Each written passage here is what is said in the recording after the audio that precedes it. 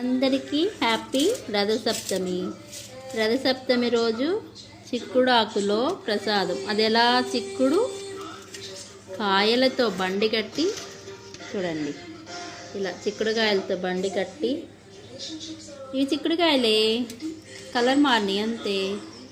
చిక్కుడుకాయలతో బండి కట్టేసి, ఇదిగోండి టూత్ పిక్స్ పెట్టచ్చు. మేము చీపురు పుల్లలు వాడని చీపురు పుల్ల అయితే పెట్టచ్చు, లేదంటే టూత్ పిక్స్ పెట్టచ్చు. నేను టూత్ పిక్సే పెట్టాను, ఇవి కూడా వాడనివే.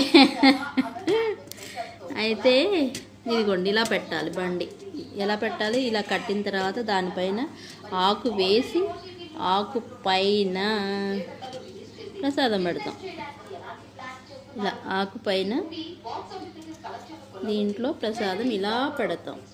అలా కూర్చోబెట్టి కొంచెం ప్రసాదం పెట్టి, ఈ ఆకు ప్రసాదమే అందరికి ఆకులోనే పెట్టి ఇస్తాం ఈరోజు. ఇది రథసప్తమి స్పెషల్, మాకు తెలిసిన రథసప్తమి స్పెషల్. రథసప్తమి రోజు సూర్యుడికి దీనిలో రేగి పళ్ళు కూడా వేశాను, కానీ తినేసాను. సూర్య భగవానుడు. ఇదిగోండి రేగి పళ్ళు. రథసప్తమి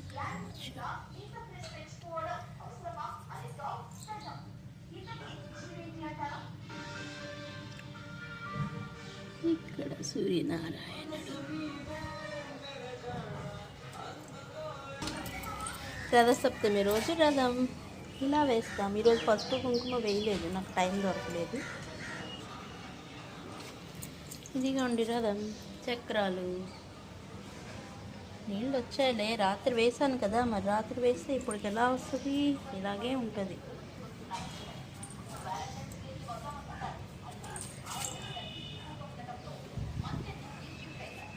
రథసప్తమి రథం, దానితో ఇలా ఇలా వెళ్ళిపోయింది, చూసారా? రథసప్తమి రోజు రథం ఇలా లాక్కుంటా వెళ్ళింది. ఇది మా రథం. ఓకే,